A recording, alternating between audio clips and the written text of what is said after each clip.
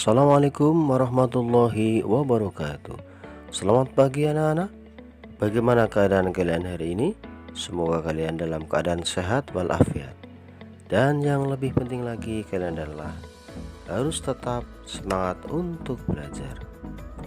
Baiklah anak-anak, untuk hari ini kita akan belajar tema 2, subtema 1, pembelajaran 4 dan pembelajaran kelima.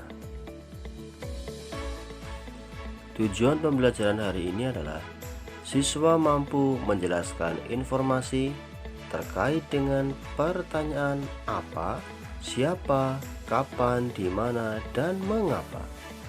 Siswa dapat menjelaskan makna tanggung jawab sebagai warga masyarakat. Siswa dapat mengidentifikasi jenis-jenis usaha dan kegiatan ekonomi di masyarakat. Sebelum mulai, mari kita bersama-sama berdoa dahulu. Mudah-mudahan diberi kelancaran dan pemahaman oleh Allah Subhanahu wa Ta'ala. Berdoa mulai. Berdoa selesai. Ada bermacam-macam jenis usaha yang memanfaatkan sumber daya alam, seperti pertanian, perkebunan, kehutanan, perikanan, dan pertambangan. Ada pula jenis usaha lain yang memanfaatkan sumber daya alam, yaitu usaha pariwisata. Ayo kita pelajari jenis usaha ini. Ayo membaca. Melihat jejak Merapi di Kali Adem. Kali Adem terletak di lereng Gunung Merapi di Yogyakarta. Dahulu tempat ini terkenal sebagai lokasi perkemahan yang asri. Fasilitas di area wisata Kali Adem dahulu cukup komplit.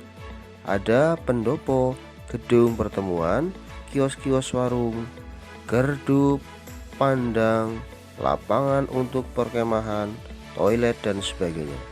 Akan tetapi, setelah Merapi meletus pada bulan Juni 2006, sebagian besar fasilitas itu lenyap terkubur lahar. Saat ini, wisata Kali Adem sudah berubah nama menjadi Lava Tour Kali Adem. Sebagian besar pemandangan Kali Adem berupa hamparan pasir dan batuan bekas lahar. Di sana ada bunker atau rulinda atau ruang lindung darurat. Bunker ini dibangun untuk tempat berlindung jika tiba-tiba Gunung Merapi menyemburkan awan panas. Di dalam bunker ini ada kamar mandi, tabung oksigen, masker, listrik, dan perlengkapan lainnya. Pintunya 2 lapis terbuat dari lempengan besi setebal 3 cm. Dari bacaan melihat jejak Merapi di Kali Adem, kamu mengetahui salah satu lagi jenis usaha, yaitu usaha pariwisata. Nah, anak-anak, di mana kamu tinggal? Apakah di daerah tempat tinggalmu ada jenis usaha pariwisata? Bagaimana pengaruh adanya usaha pariwisata bagi kehidupan masyarakat? Jenis usaha bidang jasa. Jenis usaha pariwisata merupakan usaha di bidang jasa.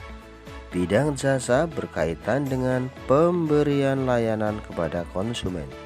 Contoh usaha jasa selain pariwisata antara lain perbankan, keuangan, asuransi, kesehatan, dan hukum. Sektor jasa di Indonesia, terutama pariwisata, berkembang pesat. Pesatnya jasa pariwisata didukung potensi panorama alam Indonesia yang elok, serta pariwisata di Indonesia juga menonjolkan aspek budaya. Contoh objek wisata alam adalah danau, pantai, bukit, pegunungan, gunung, suaka alam, serta flora fauna. Contoh objek wisata budaya adalah kesenian daerah, upacara adat, keraton, dan candi. Berkembangnya sektor pariwisata menumbuhkan usaha-usaha penunjang jasa pariwisata. Usaha-usaha di bidang jasa pariwisata antara lain sebagai berikut. 1. Pengelola jasa penginapan, misalnya hotel, motel, wisma, dan losmen. Yang kedua adalah usaha penjualan barang cenderamata atau souvenir. Yang ketiga, penyedia jasa pemandu wisata atau tour guide. Yang keempat adalah penyedia jasa pariwisata dan transportasi atau tour and travel. Salah satu jenis usaha yang banyak kita lihat adalah berjualan. Mulai dari penjual buah, makanan, barang-barang keperluan sehari-hari, hingga para penjual kendaraan bermotor. Dari jenis usaha itu, para pedagang dapat memperoleh hasil atau penghasilan untuk kehidupan sehari-hari. Ayo bercerita. Pada pembelajaran 3, kamu telah melakukan kegiatan wawancara untuk mengetahui tentang jenis usaha di lingkungan sekitarmu. Kamu juga telah membuat salah satu produk dari jenis usaha di lingkungan sekitarmu. Kini, presentasikan hasil wawancara kalian.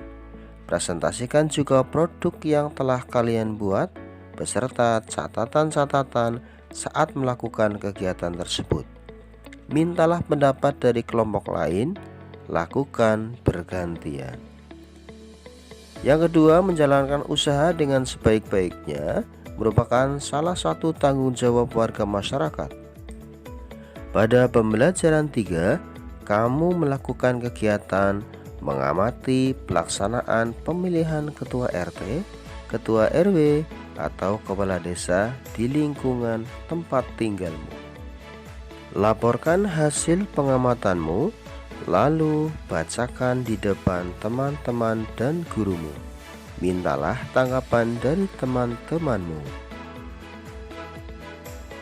Baiklah anak-anak, di pembelajaran kelima ini, tujuan pembelajarannya adalah dengan menyimak penjelasan guru dan membaca teks, siswa mampu mengidentifikasi fungsi organ pernafasan pada manusia dengan benar. Yang kedua, dengan membuat bagan, siswa dapat menjelaskan fungsi organ pernafasan pada manusia dengan benar. Yang ketiga, dengan melakukan praktek, siswa mampu menyanyikan lagu Gugur Bunga dengan baik. Dan yang keempat, dengan menyimak penjelasan guru dan membaca teks, siswa mampu mengidentifikasi ciri-ciri lagu bertangga nada minor dengan benar. Setiap saat kita bernafas, saat menarik nafas, rongga dada kita mengembang. Sebaliknya, saat menghembuskan nafas, rongga dada kita kembali ke ukuran semula.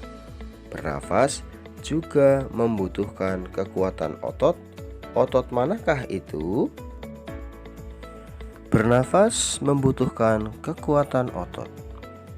Bernafas adalah kegiatan menghirup oksigen ke dalam tubuh dan membuang karbon dioksida dari dalam tubuh.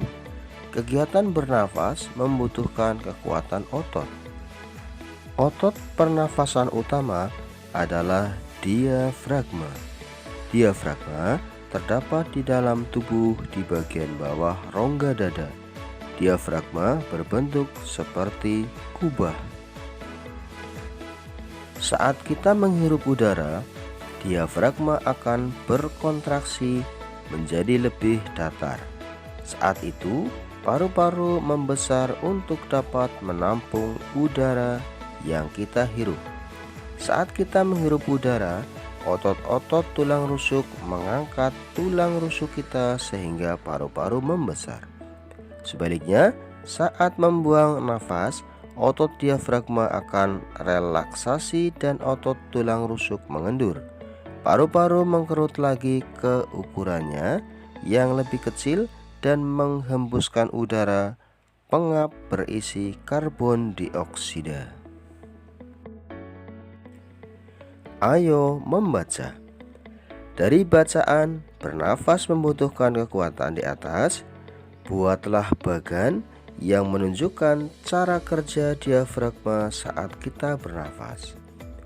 Bernafas merupakan kegiatan yang sangat penting. Pernafasan kita dapat dilatih dengan berolahraga. Dengan organ pernafasan yang terlatih baik, kamu dapat mengatur pernafasan dengan lebih baik.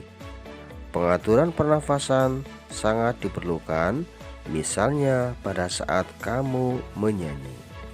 Baiklah anak-anak, coba kita nyanyikan bersama-sama lagu ini, itu yang berjudul Gugur Bunga. Lagu Gugur Bunga termasuk lagu bertangga nada diatonis minor. Tahukah kamu ciri-ciri lagu bertangga nada diatonis minor? Tangga nada diatonis minor memiliki interval atau jarak nada 1, setengah, 1, 1, setengah, 1, 1. Tangga nada diatonis minor ada bermacam-macam. Salah satunya tangga nada diatonis minor harmonis.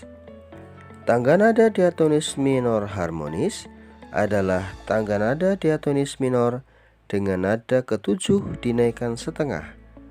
Perhatikan contoh urutan tangga nada diatonis minor harmonis berikut ini. Ciri-ciri tangga nada diatonis minor sebagai berikut. 1. Lagu bersifat sedih.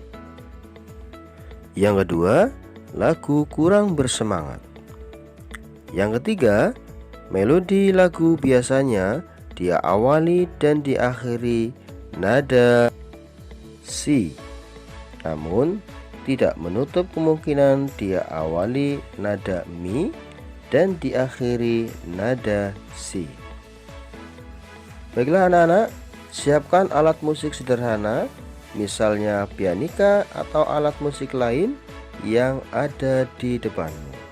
Cobalah mainkan lagu Gugur Bunga dengan menggunakan alat musik tersebut. Demikian tadi anak-anak, pembelajaran tema 2, subtema 1, pembelajaran keempat dan kelima. Mudah-mudahan bisa bermanfaat dan bisa menjadi ilmu pengetahuan untuk kita semua. Baiklah, kita akhiri pembelajaran hari ini. Mohon maaf bila ada kesalahan. Pak Guru akhiri. Wassalamualaikum warahmatullahi wabarakatuh.